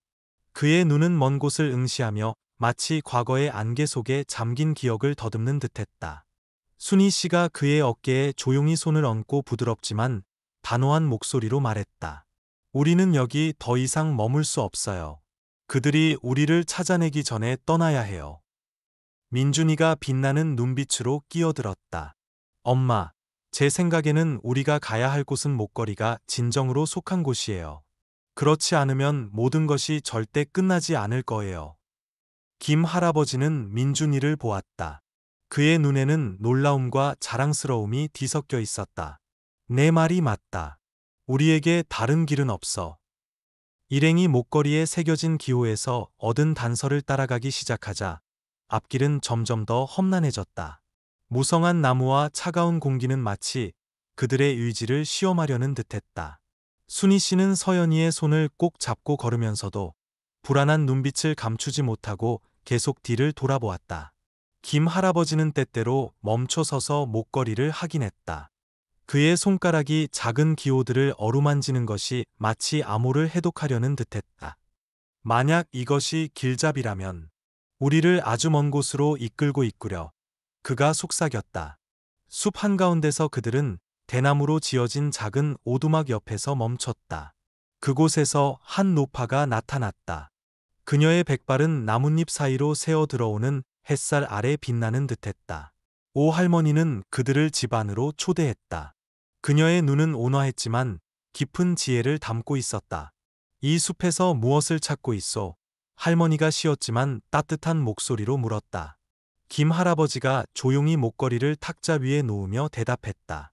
저희는 단지 진실을 알고 싶을 뿐입니다. 이것이 무엇이고 왜 그렇게 많은 사람들이 이것을 갈망하는지요? 오 할머니는 목걸이를 유심히 보더니 인류의 수호자에 대한 긴 이야기를 시작했다. 이 목걸이는 상징이지만 단순히 지키기 위한 것이 아니오. 이것을 지닌 자는 자신을 되찾기 위한 고된 여정을 거쳐야 하오. 그것이 인류애가 넘어야 할 시련이지. 할머니의 이야기를 듣던 김 할아버지는 문득 아버지와 어린 시절의 기억 속에 희미하게 남아있는 절친한 친구를 떠올렸다. 기억났소? 그가 목이 맨 목소리로 말했다. 아버지가 예전에 이 목걸이를 감사의 표시로 준 사람에 대해 말씀하신 적이 있소. 하지만 더 깊은 이유는 몰랐소. 오 할머니가 고개를 끄덕였다. 인생은 늘 우리를 시작점으로 되돌려 놓는 법이지. 아마 이것이 당신이 오늘날까지 살아남아 이 사명을 완수하게 된 이유일 것이오. 오 할머니의 안내에 따라 일행은 숲속에 깊숙이 숨겨진 작은 동굴을 발견했다. 동굴은 축축하고 푸른 이끼로 뒤덮여 있었지만 안쪽은 소박한 제단과 함께 장엄한 분위기를 풍겼다. 제단 위에는 낡은 사진 한 장과 가지런히 놓인 편지가 있었다. 김 할아버지가 사진을 보았을 때 그의 심장이 멎는 듯했다. 이분은 우리 아버지시고 저 다른 분은 목걸이의 원래 주인이신 것 같소. 그가 속삭였다. 사진 아래 적힌 글권은 모두를 침묵하게 만들었다. 인류애를 잊지 마라. 그것이 어둠에 맞서는 유일한 힘이다. 멀리서 발걸음 소리가 울려 퍼져 모두를 놀라게 했다. 강태민과 조직원들이 갑자기 들이닥쳐 동굴 입구를 포위했다. 목걸이와 당신들이 찾은 모든 것을 내놔.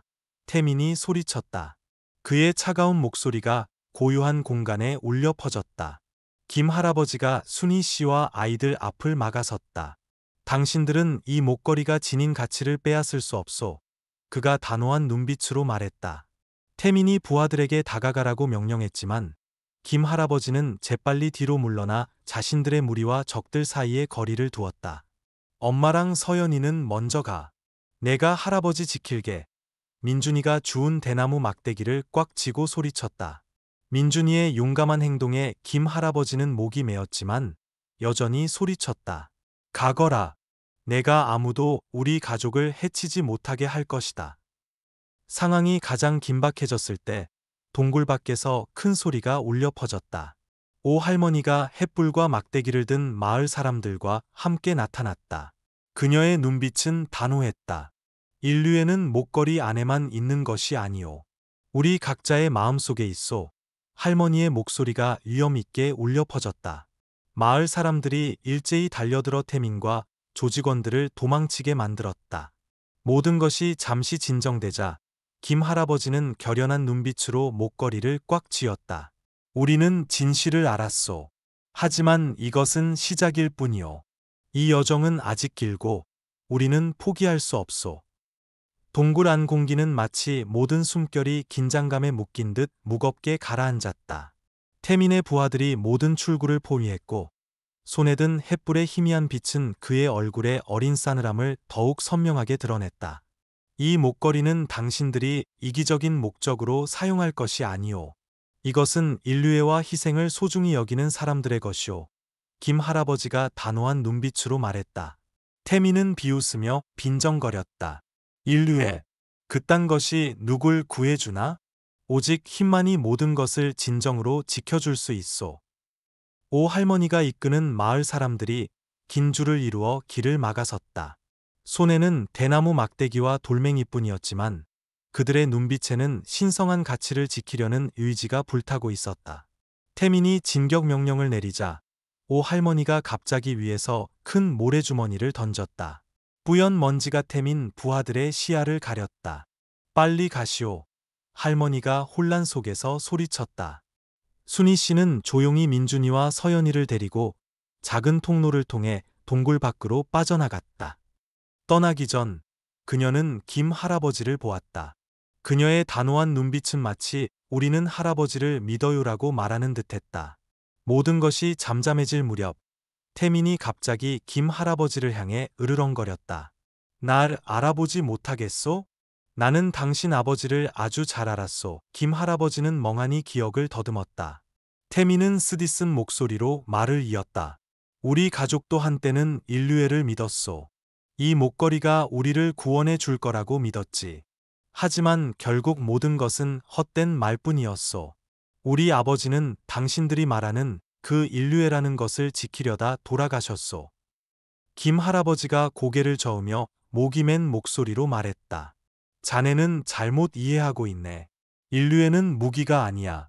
거래할 수 있는 것도 아니고 그것은 우리가 어둠 속에서 무너지지 않도록 지켜주는 유일한 것이네. 태민이 달려들려는 것을 본 오 할머니가 갑자기 김 할아버지 앞을 막아섰다. 이 분에게 손대지 마시오. 할머니가 소리쳤다. 태민의 칼날이 스쳐 지나가며 할머니 팔에 깊은 상처를 남겼다. 할머니는 쓰러졌지만 입가에는 여전히 미소를 잃지 않았다. 목걸이는 지켜져야 하오. 그것이 길을 인도하는 빛이 되도록 하시오. 김 할아버지가 오 할머니를 끌어안았다. 눈물이 흘러내렸다. 할머니의 희생을 헛되이 하지 않겠습니다. 그가 흐느꼈다. 오 할머니가 다친 것을 본 마을 사람들은 분노했다. 그들은 일제히 달려들어 손에 잡히는 모든 것을 이용해 태민의 부하들을 구석으로 몰아붙였다. 혼란 속에서 민준이가 큰 돌멩이를 집어 태민의 손을 세게 내리쳤다. 태민이 목걸이를 떨어뜨렸다. 김 할아버지가 달려가 목걸이를 주워들었다. 만약 이것을 원한다면 자네가 그럴 자격이 있음을 증명하시오. 그가 차가운 목소리로 말했다. 하지만 태민은 그저 텅 빈 눈빛으로 서 있을 뿐이었다. 마침내 그는 조용히 돌아섰다. 모든 것이 조용해지자 김 할아버지는 조심스럽게 목걸이를 다시 확인했다. 그는 목걸이의 작은 부분이 돌아가며 안에 작은 종이 조각이 드러나는 것을 발견했다. 종이에는 이렇게 적혀 있었다. 인류애가 승리할 때 모든 비밀은 풀릴 것이다. 해 뜨는 곳, 목걸이의 근원을 향해 가라. 김 할아버지는 순희 씨를 보았다. 그의 눈빛에는 결의가 가득했다. 우리는 여기서 멈출 수 없소. 계속 나아가 마지막 진실을 찾아야 하오. 민준이가 그의 손을 잡고 큰 소리로 말했다. 제가 할아버지랑 같이 갈게요. 그들이 모든 것을 빼앗아 가도록 내버려 둘 수 없어요. 앞으로 무엇이 기다리고 있을지 몰랐지만 일행은 길을 떠나기로 결심했다.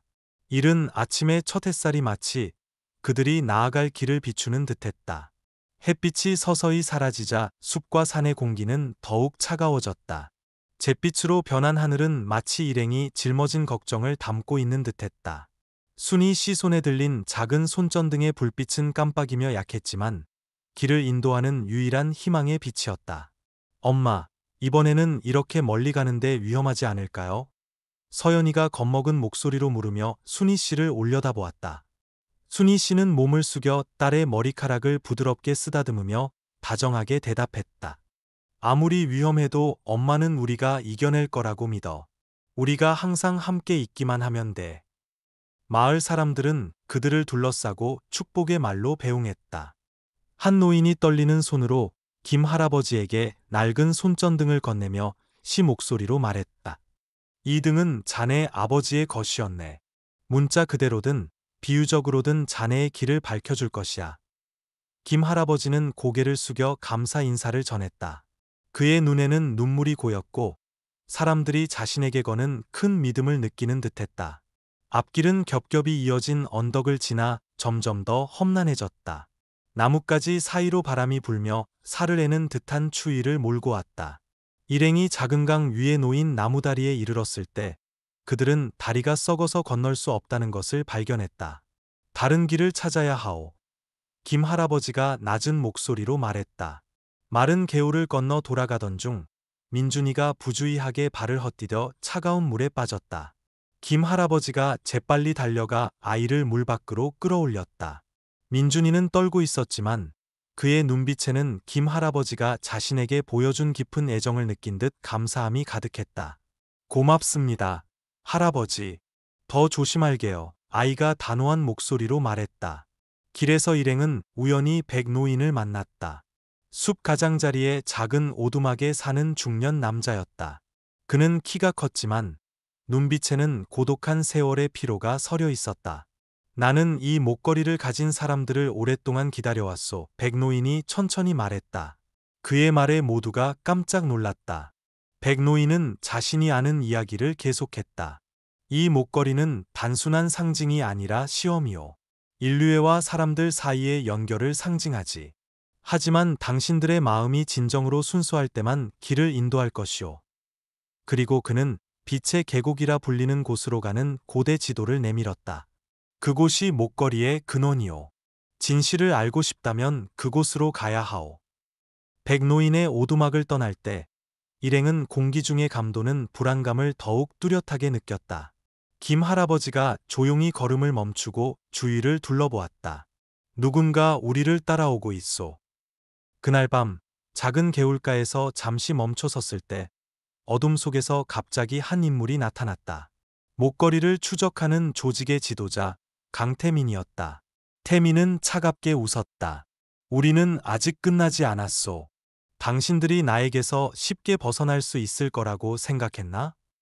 대화 중에 태민은 자신의 목적을 분명히 드러냈다. 나는 인류의 따위는 필요 없어. 나는 권력이 필요하고 이 목걸이가 내가 그것을 얻도록 도와줄 것이다. 김 할아버지가 차분한 목소리로 대답했다. 목걸이는 권력을 가져다 주지 않소. 그것은 자격 있는 사람에게만 힘을 줄 뿐이요. 당신은 결코 그것의 진정한 가치를 이해하지 못할 것이오. 그의 말에 태민은 잠시 생각에 잠긴 듯 고통스러운 기억에 이끌린 듯했다. 우리 가족은 천재지변으로 모든 것을 잃었소. 당신들이 숭배하는 인류에는 그들을 구해주지 못했지. 태민이 쓰디쓰게 인정했다. 하지만 김 할아버지는 부드럽게 태민의 어깨에 손을 얹었다. 자네가 믿음을 잃었을 수도 있네. 하지만 모든 사람이 그런 것은 아니야. 인류애가 자네를 다시 한번 인도하도록 하게나. 태민은 대답하지 않고 위협적인 말만 남긴 채 어둠 속으로 사라졌다. 나는 멈추지 않을 것이다. 명심하시오. 김 할아버지와 순희 씨는 더 이상 지체하지 않기로 결정했다. 그들은 태민이 길을 막을 기회를 잡기 전에 밤새 걸어 빛의 계곡에 도착하기로 했다. 희미한 손전등 불빛 아래 일행은 계속 나아갔다. 길은 점점 더 추워졌지만 그들의 마음속에는 여전히 희망이 가득했다. 서연이가 갑자기 외쳤다. 엄마, 저 앞에 빛이 보여요. 희미한 빛이 마치 신비로운 초대장처럼 나타났지만 김 할아버지는 문득 불길한 예감을 느꼈다. 마치 그 빛이 위험한 무언가를 숨기고 있는 듯했다. 멀리서 보이는 기이한 빛이 점점 선명해지면서 일행의 발걸음은 느려졌다. 빛은 모호하지만 매혹적으로 그들의 눈을 비췄다. 주위는 숨막힐 정도로 고요해졌고 순희 씨와 두 아이의 가벼운 숨소리만 들릴 뿐이었다.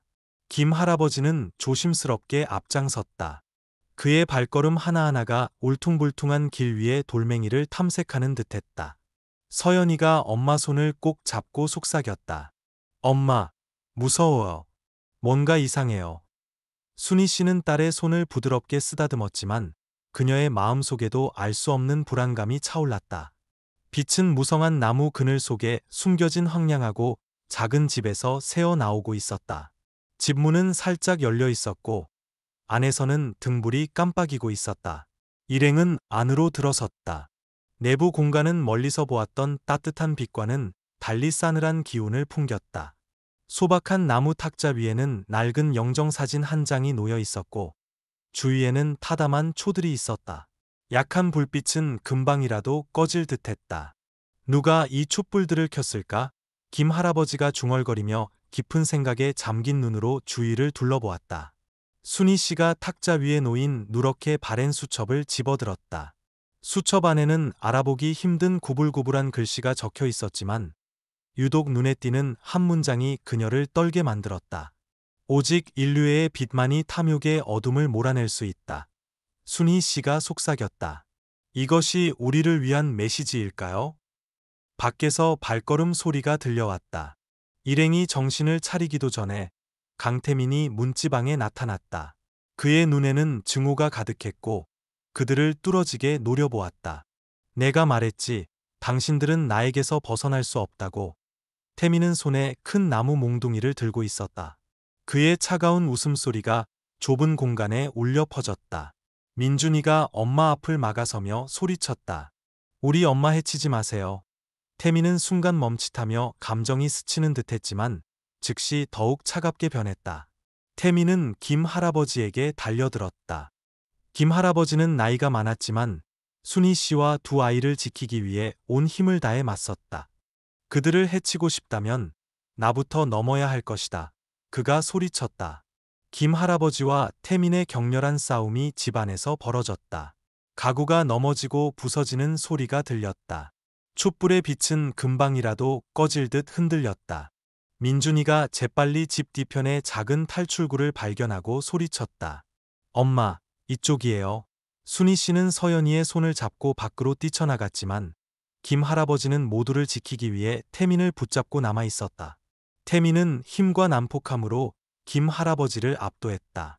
그럼에도 불구하고 김 할아버지는 전혀 굴하지 않았다. 남은 힘을 다해 나무 의자를 태민에게 세게 밀어 그를 비틀거리게 만들었다. 잘 살아야 하오. 순희 씨, 아이들을 잘 키우시오. 김 할아버지는 집이 완전히 어둠에 잠기기 전에 소리쳤다. 집안의 마지막 촛불이 꺼지면서 무서운 침묵이 내려앉았다. 순희 씨와 두 아이는 희미한 달빛 아래 서서 도망친 후 숨을 헐떡였다. 서연이가 울음을 터뜨리며 엄마에게 매달렸다. 엄마, 할아버지는 돌아오실까요? 순희 씨는 딸의 눈물을 닦아주며 목이 맨 목소리로 대답했다. 김 할아버지는 가장 용감한 분이야. 우리는 할아버지를 믿어야 해. 일행이 김 할아버지가 돌아올 수 없을 거라고 생각했을 때 집 쪽에서 한 인물이 나타났다. 김 할아버지였다. 그는 가슴팍을 피 묻은 손으로 움켜쥐고 비틀거리며 걸어왔지만 눈빛은 여전히 빛나고 있었다. 태민을 막았소. 하지만 당장 여기서 떠나야 하오. 그가 숨을 헐떡이며 약하지만 단호한 목소리로 말했다. 순희 씨는 가방에 든 간단한 것들로 재빨리 김 할아버지의 상처를 돌보았다. 고통스러웠지만 그는 여전히 아이들에게 미소를 지으며 말했다. 이 희생은 가치 있는 것이었소. 우리가 가장 소중한 것을 지켜냈다는 뜻이니 말이오. 민준이는 진정한 영웅을 보는 듯한 존경의 눈빛으로 김 할아버지를 바라보았다. 새벽이 밝아왔다. 첫 햇살이 김 할아버지 손에 들린 목걸이에 부드럽게 비쳤다. 그 빛은 땅에 반사되어 기이한 기호를 드러냈다. 마치 먼 지평선을 가리키는 화살 같았다. 서연이가 외쳤다. 엄마, 저것이 우리가 가야 할 곳인가 봐요. 하지만 김 할아버지는 깊은 생각에 잠긴 표정으로 속삭였다. 저곳이 모든 해답이 기다리는 곳일까? 아니면 또 다른 시련일까? 이른 아침 햇살이 울창한 나뭇잎 사이로 부드럽게 비추자 일행은 김 할아버지 손에 들린 목걸이에서 반사되어 땅 위에 나타난 기이한 기호를 보았다. 빛으로 만들어진 화살은 숲속 깊은 곳을 가리키고 있었다. 음악. 이것이 우리가 따라가야 할 것이 분명하오. 김 할아버지가 낮지만 단호한 목소리로 말했다. 민준이가 재빨리 앞장서며 길을 안내했지만 엄마에게 당부하는 것을 잊지 않았다. 엄마, 모두 제 뒤에 바짝 따라오세요. 앞에 뭐가 있을지 몰라요. 김 할아버지는 목걸이를 꼭 쥔 채 자랑스러운 눈빛으로 민준이를 보며 미소를 지었다. 서연이가 호기심 가득한 목소리로 물었다. 할아버지 목걸이에 진짜 마법이 있어요? 김 할아버지는 아이의 머리카락을 부드럽게 쓰다듬으며 조용히 대답했다. 마법이 아니란다. 아주 특별한 분에게서 온 선물이지. 험난한 길을 따라가던 중 일행은 우연히 한 중년 남자를 만났다. 그는 큰 고목 옆에 서 있었다. 남루한 옷차림에 풍파를 겪은 듯한 모습이었지만 그의 날카로운 눈빛은 김 할아버지 손에 들린 목걸이에 고정되어 있었다. 이 목걸이. 한상진가 낮고 탁한 목소리로 말했다. 예전에 본 적이 있소. 내가 평생 빚진 그 남자의 것이었지. 상진 씨의 말에 일행은 모두 깜짝 놀랐다. 순희 씨가 입을 열었다. 그분이 누구시죠? 목걸이에 대해 뭘 알고 계세요? 상진 씨는 오랫동안 침묵했다. 그의 눈빛은 마치 먼 기억 속으로 빠져든 듯했다. 마침내 그는 대답했다. 내가 당신들을 가야 할 곳으로 안내하겠소. 하지만 기억하시오. 어떤 것들은 결코 겉보기와 같지 않다는 것을. 음악. 상진 씨는 일행을 울창한 숲속에 숨겨진 목조 가옥 단지로 안내했다. 이끼로 뒤덮인 낡은 집들은 황량하고 차가운 분위기를 풍겼다. 그 지역에 들어서자 김 할아버지는 갑자기 멈춰섰다. 그는 희미한 글씨가 적힌 나무 간판을 보았다. 길 잃은 마음들의 집. 그 글권은 김 할아버지에게 익숙하게 느껴졌다. 마치 예전에 이곳에 와본 적이 있는 것처럼. 작은 방 안에서 김 할아버지는 자신이 젊었을 때 가지고 다녔던 것과 똑같은 나무 상자를 발견했다. 그의 손이 떨리며 상자를 열었다. 안에는 낡은 사진 한 장과 편지가 들어 있었다. 사진은 흐릿했지만 그는 여전히 익숙한 얼굴을 알아볼 수 있었다. 젊은 시절의 자신과 낯선 남자가 함께 서 있는 모습이었다. 편지에는 이렇게 적혀 있었다. 만약 언젠가 당신이 이 목걸이를 발견한다면 당신이 했던 모든 일이 헛되지 않았음을 기억하시오. 선행에 대한 믿음을 멈추지 마시오. 김 할아버지와 순희 씨가 편지를 보고 있을 때 상진 씨가 갑자기 달려들어 김 할아버지의 손에서 상자를 빼앗았다. 그가 소리쳤다. 당신들은 이것의 가치를 몰라. 이것은 단순한 물건이 아니라 더 큰 비밀의 열쇠다. 순희 씨가 앞으로 나서며 차분한 목소리를 유지했다. 상진 씨, 저희는 침범할 의도가 없었습니다. 하지만 만약 그것이 그렇게 중요하다면 함께 탐색하도록 해요. 우리는 모두 같은 이유로 여기에 있습니다. 순희 씨의 말에 상진 씨는 멈칫했다. 그는 그녀의 눈을 깊이 들여다보았고 그의 눈빛은 점차 부드러워졌다. 상진 씨는 김 할아버지를 돌아보며 떨리는 목소리로 말했다. 정말 아무것도 기억나지 않소? 이 목걸이, 이 편지, 이 모든 것은 당신이 예전에 내 목숨을 구해줬다는 증거요. 김 할아버지는 망연자실했다. 젊은 시절의 기억들이 갑자기 밀려왔다. 폭풍우 치던 밤, 그는 해안가로 떠내려온 한 남자를 구해주었다. 이름도 그곳에 있었던 이유도 묻지 않았다. 상진 씨는 감정이 북받치는 목소리로 말을 이었다. 만약 당신이 아니었다면 나는 오늘을 볼 수 없었을 것이오. 나는 당신에게 목숨 빚을 졌소. 순희 씨와 두 아이는 조용히 들으며 김 할아버지에 대한 따뜻함과 존경심을 느꼈다. 진정한 후 상진 씨는 김 할아버지 앞에 무릎을 꿇고 나무 상자를 그의 손에 쥐어주었다. 이것이 제가 당신에게 은혜를 갚기 위해 할 수 있는 전부입니다. 하지만 조심하십시오. 여전히 위험이 도사리고 있습니다. 저녁 노을 속에서 멀리서 발걸음 소리와 옹성거리는 소리가 들려왔다. 일행은 누군가가 다가오고 있음을 깨닫고 당황했다. 김 할아버지는 결연한 눈빛으로 목걸이를 꽉 쥐었다. 서둘러 숨을 곳을 찾아야 하오. 이 여정은 아직 끝나지 않았소. 순희 씨는 아이들의 손을 꼭 잡고 김 할아버지를 향해 신뢰 가득한 눈빛을 보냈다. 발걸음 소리는 점점 가까워졌고 어둠은 마치 다가올 시련을 경고하듯 숲을 뒤덮었다. 마른 잎사귀 위로 사각거리는 발걸음 소리가 점점 가까워지면서 공기는 더욱 팽팽해졌다. 일행은 황급히 버려진 집터에 무너진 벽 뒤에 숨었다. 순희 씨는 서연이의 손을 꼭 잡았고 김 할아버지는 여전히 고통스러웠지만 애써 침착함을 유지했다. 단호하면서도 익숙한 목소리가 울려 퍼졌다. 김민철 씨, 여기 계신 거 압니다. 나오시죠. 그냥 이야기 좀 하려는 겁니다. 김 할아버지는 문틈으로 내다보고 권위 있는 풍채의 중년 남자를 알아보았다. 황 부장, 그가 빗자루를 팔며 전국을 떠돌던 시절의 오랜 지인이었다. 더 이상 선택의 여지가 없다고 판단한 김 할아버지는 밖으로 나가기로 결심했다. 순희 씨가 걱정스럽게 그의 팔을 잡았다. 할아버지, 괜찮을까요? 그는 결연한 눈빛으로 미소를 지었다. 내가 맞서지 않으면 우리는 결코 진실을 알 수 없을 것이오. 마주 서자 황 부장은 즉시 단단히 봉인된 편지를 내밀었다. 그가 말했다. 어르신 손에 있는 그 목걸이가 박순애 씨의 돌아가신 남편분이 남기신 것을 해독할 열쇠입니다. 저는 그것을 빼앗으러 온 것이 아니라 그분 가족에게 속한 것을 돌려주러 왔습니다. 일행은 모두 멍하니 서 있었다. 순희 씨가 앞으로 나섰다. 그녀의 눈은 붉게 충혈되어 있었다. 무슨 말씀이세요? 제 남편이 이 목걸이와 관련이 있단 말인가요? 김 할아버지가 한숨을 쉬며 목이 맨 목소리로 이야기를 시작했다. 오래전 나는 댁의 남편과 바닷가 목공소에서 함께 일했소. 우리는 금세 친한 친구가 되었지. 폭풍우 치던 어느 밤, 그 친구가 내게 이 목걸이와 나무 상자를 맡기며 말했소. 여기에는 마을의 가난한 사람들을 위한 큰돈에 대한 비밀이 담겨 있다고. 만약 자신이 가지고 있으면 아기를 품은 자들이 빼앗으려 할까 봐 두렵다고 했소. 김 할아버지는 잠시 말을 멈추고 먼 곳을 바라보았다. 하지만 나는 그 친구의 믿음을 저버렸소.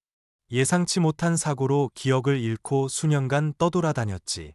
오늘까지 그것들을 돌려줄 수가 없었소. 순희 씨는 오열했다.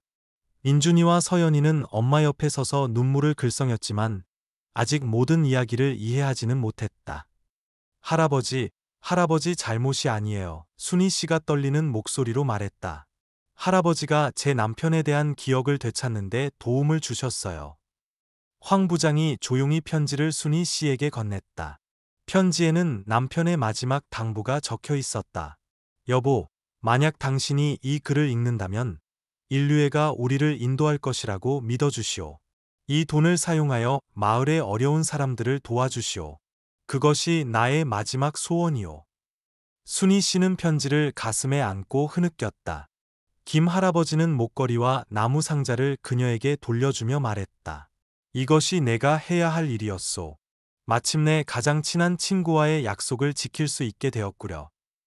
두 사람은 그 돈을 사용하여 순희 씨 남편의 유언을 받들어 마을의 어려운 가정을 돕기로 약속했다.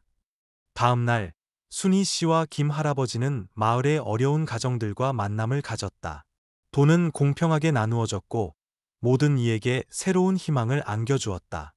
한때 그들을 의심하고 곱지 않은 시선으로 보았던 마을 사람들은 이제 존경과 연민의 눈빛으로 그들을 바라보았다. 서연이가 김 할아버지의 손을 잡고 반짝이는 눈으로 말했다. 할아버지, 할아버지가 안 계셨으면 엄마는 이런 걸 몰랐을 거예요. 할아버지는 제가 아는 사람 중에 최고예요. 김 할아버지는 온화하게 웃으며 아이의 머리를 쓰다듬었다. 아니다.